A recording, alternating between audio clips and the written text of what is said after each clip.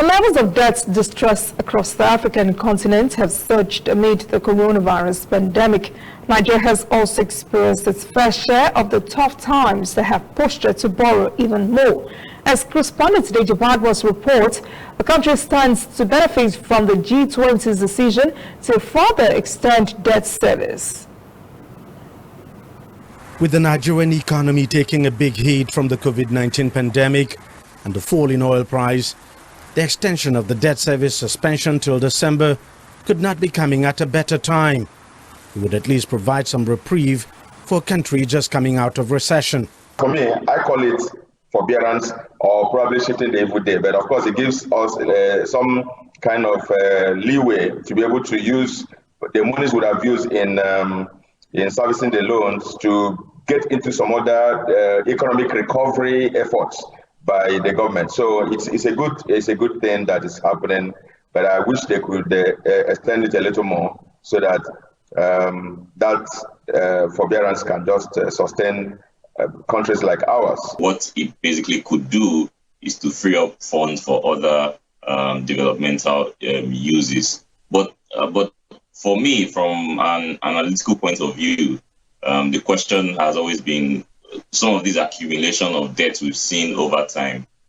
Where is the money going to? How much, when we talk of effectiveness, how much of these monies are being used effectively and efficiently to support economic development in the country? Nigeria's debt level has been a major talking point in the country for quite a while. As at December last year, the country's total debt portfolio stood at over $86 billion. A quarter of the country's budget for this year is dedicated to debt repayments. And with its revenue badly depleted, the government has to borrow even more to fund the budget. The level of borrowing is not unreasonable, it's not high. The problem we have is that of revenue. So what we need to do is to increase our revenues to be able to enhance our debt service obligation capacity.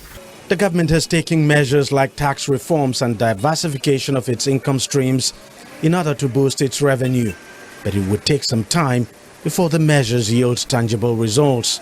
If we think we are not generating enough revenue to be able to cover some levels of our deficit, I expect as an individual that our expenditure pattern will change.